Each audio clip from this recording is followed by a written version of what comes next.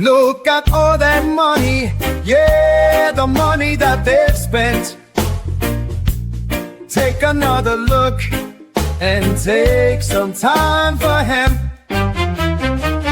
Don't cut trees for paper, cause it hurts the environment. Stop deforestation, yeah, it's time for hemp. Yes, it is. It is time for hemp. I'm your host, Casper Leitch, and on the program today, I have my joint host, Al Graham and Al Byrne, and we are appreciative of you being part of our show today. Share us with your friends. If you get a chance, hit the like button and the subscribe button below, and you can also visit timeforhemp.news, find our archives, and find past programs and lots of free music downloads. And we're going to kick off this round of conversations today with Al Graham up in Canada. Let him know a little bit about PACE Network. All right, PACE Network is People Advocating Cannabis Education. We're a network that is broadcasted in video as well as our audios go out as podcasts afterwards as well. And you can find it all at paceradio.net. There you go. And we got Al Byrne, who's got a great book, a little groovy book. You're going to pick it up and read, check it out, and get a chance. Al Byrne, say hi. Yeah, thank you, Casper. That's me there and my dogs in the back of a pickup truck in my backyard. And it's available anywhere, Apple Books, Amazon, Thrift Books. Give it a shot. Okay. And so you mentioned that these are your dogs back here, and today's guest is talking about dogs, aren't they? We're going to talk about animals, and I think canines, dogs, are a big part of it. And as you note, I'm a golden retriever lover. I have been for 40 years. And anything that will help my dogs either have a more pleasant life or a longer life, especially a longer life, I'm into it. So we have purposely talked to these folks about a number of subjects. They're absolutely fascinating. Everything we've done with these guys is like, wow. So I hope we're going to get a wow again. I think we will. So this is a married couple up in mid-Maine, USA. They've been helping patients from little babies, infants, all the way to mature women and men with their cannabis, which is essentially for them FECO oil, FECO, full extract cannabis oil, just what Casper's got there. It's an oil, it's a liquid, and it is extracted from the cannabis plant, the whole plant, not just a little of it. The whole bud gets that oil extracted out of it, and that's what these guys use as medicine.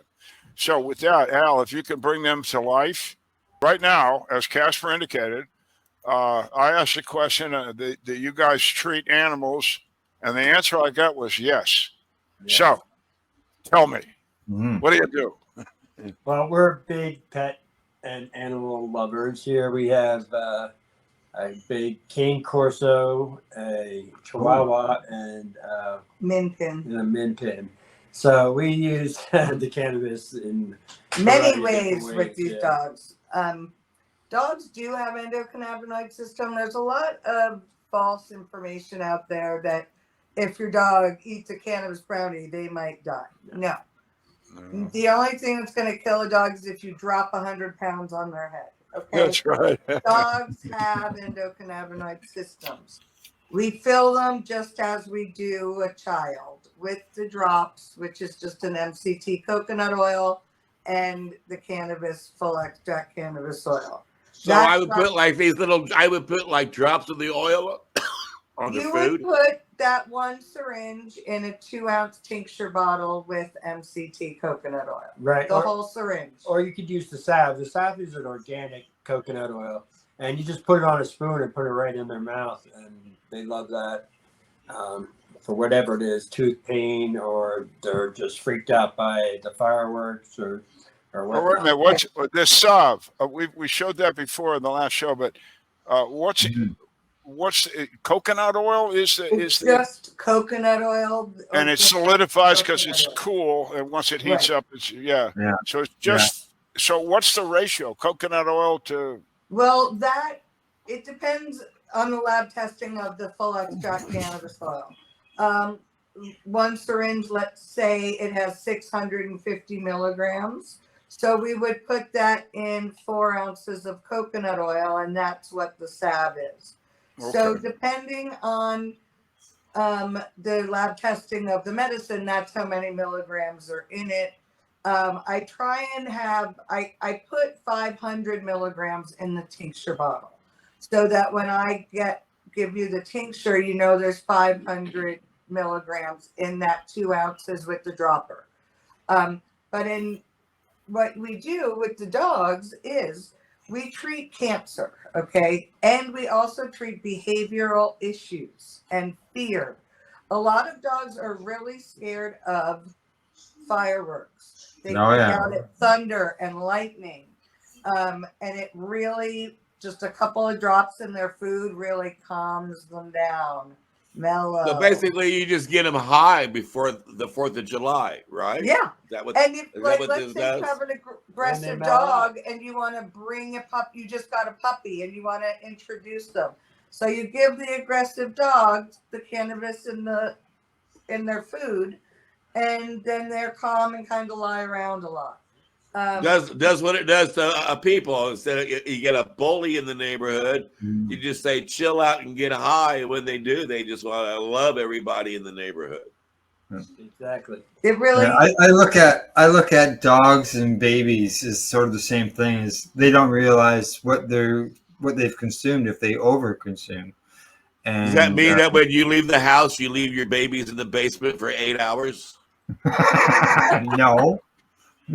No. Just this week. I'm talking about when it comes to overconsumption of cannabis oil. Okay. A dog and a baby don't realize what's going on, and you can, Yeah, they just sleep it off. So that's good. The Chihuahuas Well, go like this a little bit, like if they get more, they're like, Then like they fall just over. kind of. So I had a frightening experience with she was 9 years old and my golden, and I'll tell you what I do with them. I give them cannabis every day. I don't know what you guys do, but I give my dogs cannabis every night. But one night I gave her some fecal oil, just a little bit, maybe a grain of rice, something like that. And the next morning, when I woke up in the morning, she had urinated all over her bed.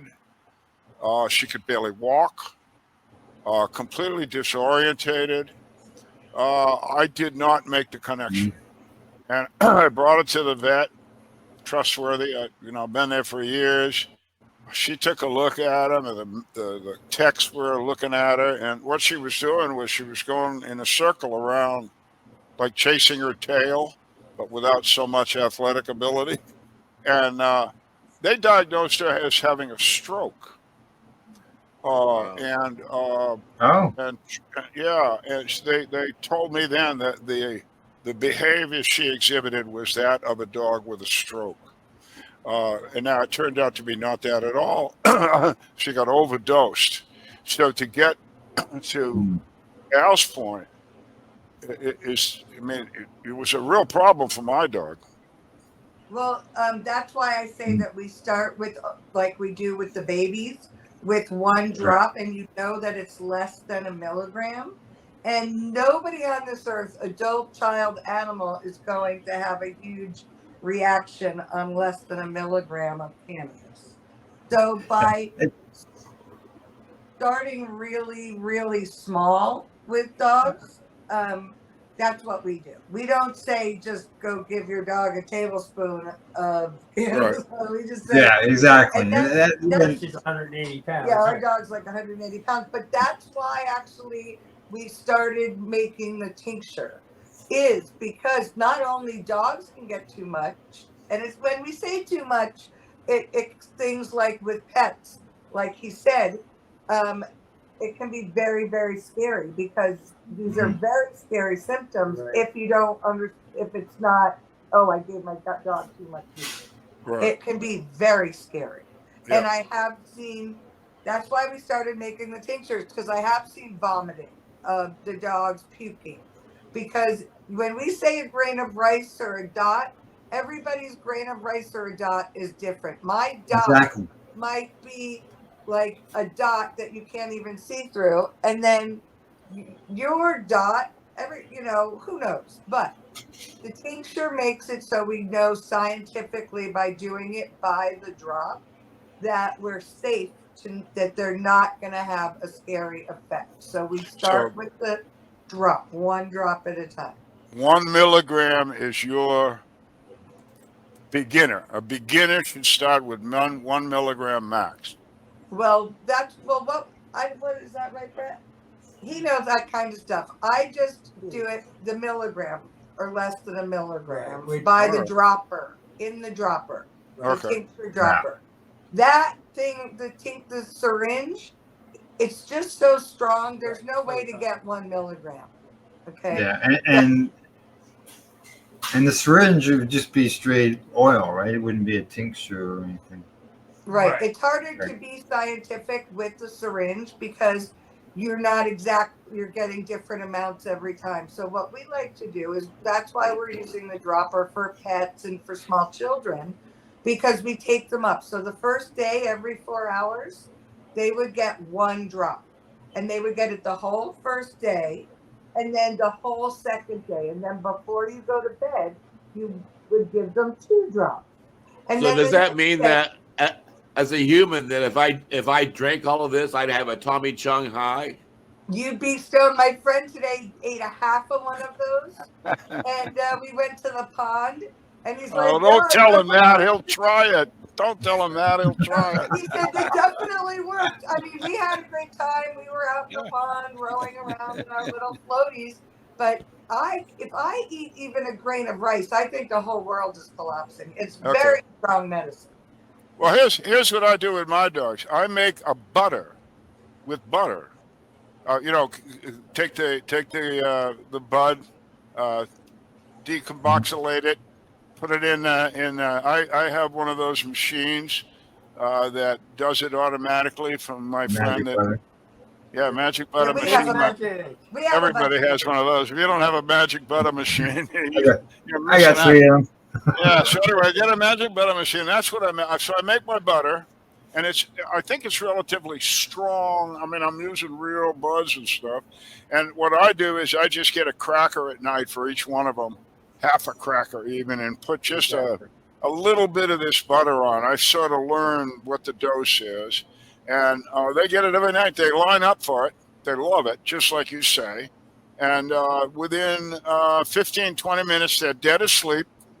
And they seem to be having a really good time. So, and I'm thinking this is therapeutic and preventative. And the hips.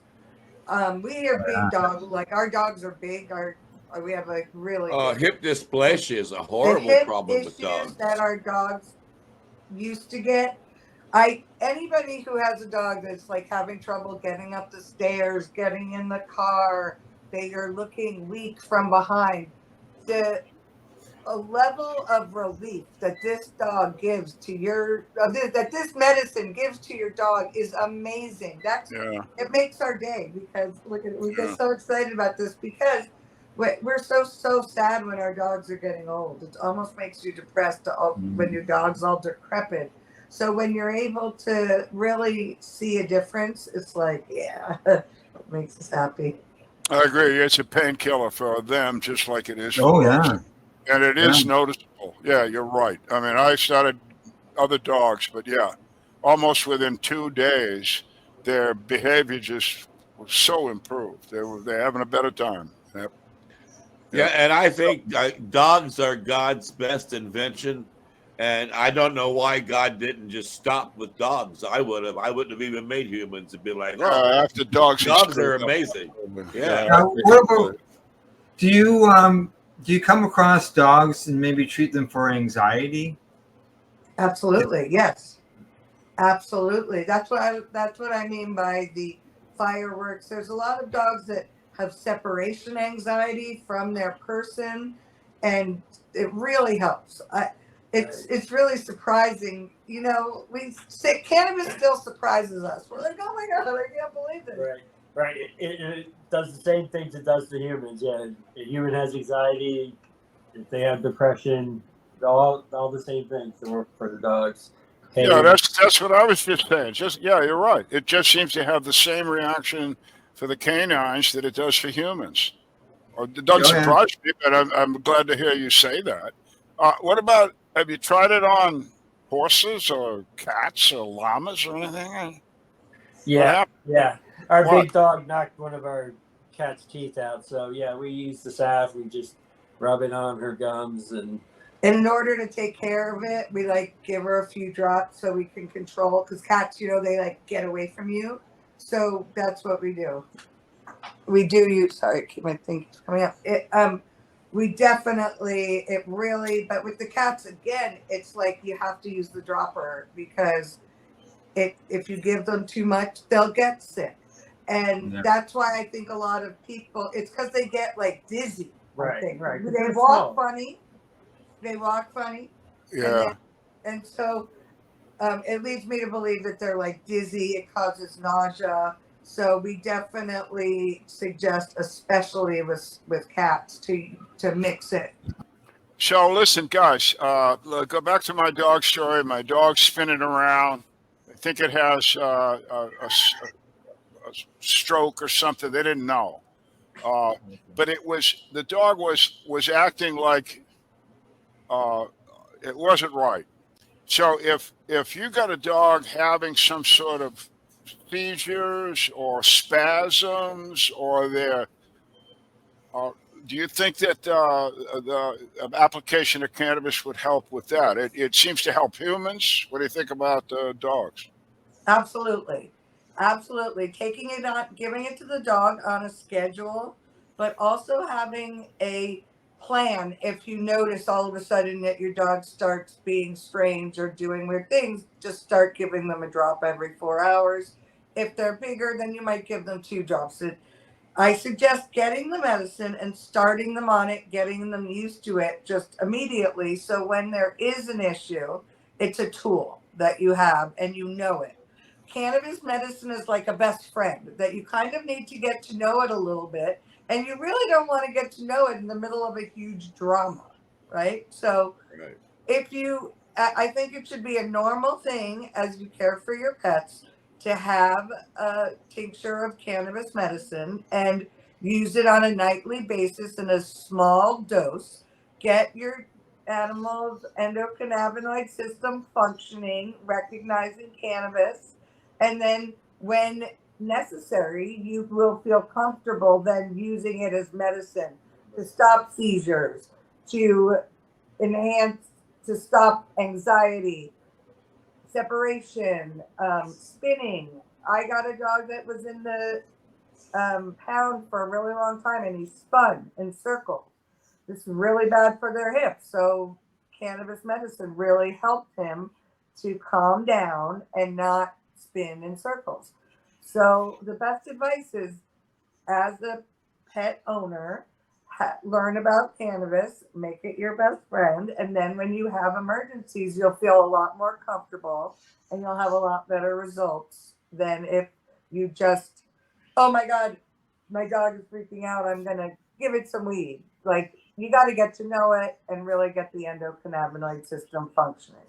But we're talking again for the animals. We're talking fecal oil, because you can go in a pet store now, a vet office, and they're offering CBD products, just one really? compound. Yeah. Not here. Huh? Yeah. All right. No, I What do you haven't think seen about that. that? It seems like you'd be against that, or you got nothing against CBD, but it wouldn't work Right. anywhere near as well as. right. Well, my best analogy is why would we do this? Why use just a pinky?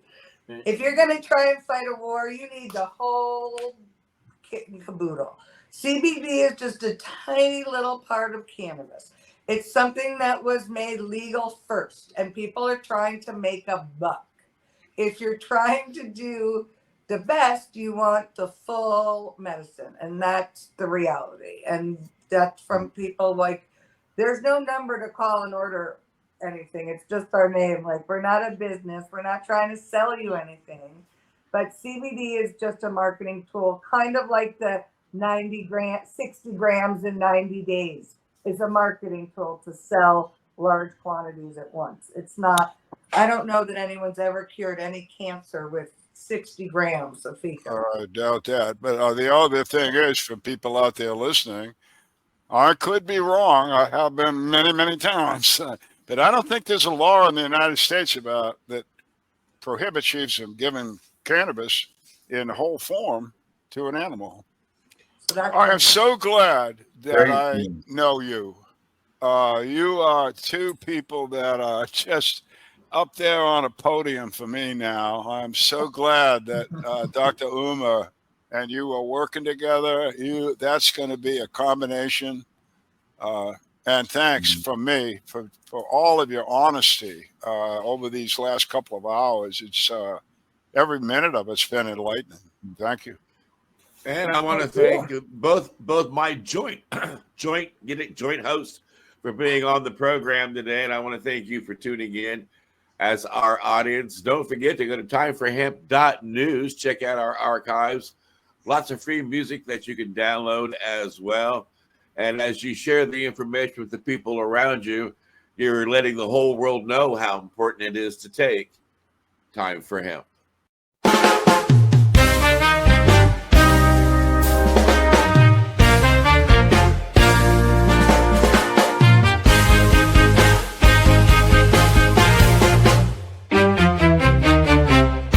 Look at all that money, yeah, the money that they've spent. Take another look and take some time for hemp. Don't cut trees for paper, 'cause it hurts the environment. Stop deforestation, yeah, it's time for hemp.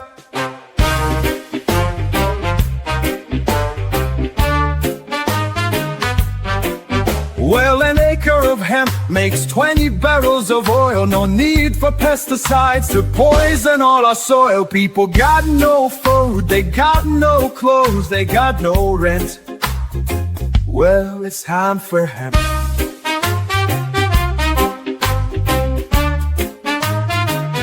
Throughout Earth's history, hemp has been used, no mystery.